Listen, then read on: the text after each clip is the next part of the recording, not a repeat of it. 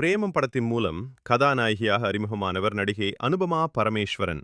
அதைத் தொடர்ந்து இவருக்கு தமிழில், அதைவிட அதிகமாக தெலுங்கில் நிறைய பட வாய்ப்புகள் தேடி வந்தன.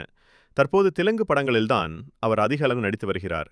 இந்த நிலையில் சுரேஷ் கோபி நடிப்பில் விரைவில் வெளியாக இருக்கும் JSK என்கிற படத்தில் கதாநாயகியாக நடித்துள்ளார். இந்த படத்தின் இசை வெளியீட்டு விழா நிகழ்ச்சியில் பேசிய அனுபமா பரமேஸ்வரன், மலையாள திரையுலகில் என்னை வேண்டுமென்றே சிலர் ஒதுக்கி வைக்கிறார்கள். எனக்கு நடிப்பு வரவில்லை என்று அவர்கள் காரணம் சொல்கிறார்கள்.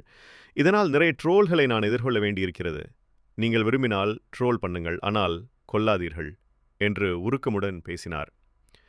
இதனைத் தொடர்ந்து அனுபமாவை சமாதானப்படுத்தும் விதமாக பேசிய நடிகர் சுரேஷ் கோபி, ஒரு உண்மை தெரியுமா? சிம்ரன் வளர்ந்து வந்த காலகட்டத்தில் அவரை மலையாள திரையுலகம் கண்டுகொள்ளாமல் ஒதுக்கியது. ஆனால் அதன் பிறகு எவ்வளவு பெரிய இயக்குநர்கள் சிம்ரனை தங்கள் படத்தில் கதாநாயகியாக நடிக்க வைக்க அவர் பின்னால் ஓடினார்கள் என்று எனக்கே தெரியும். சிம்ரன் மட்டுமல்ல, அசின், நயன்தாரா எல்லோருமே இதுபோன்று பிரச்சனைகளை, சங்கடங்களை சந்தித்து அதன் பிறகு மற்ற பல்வேறு மொழிகளில் பிரபலமானார்கள். அதேபோல உன்னுடைய வாழ்க்கையிலும் நடக்கும் அனுபவமா?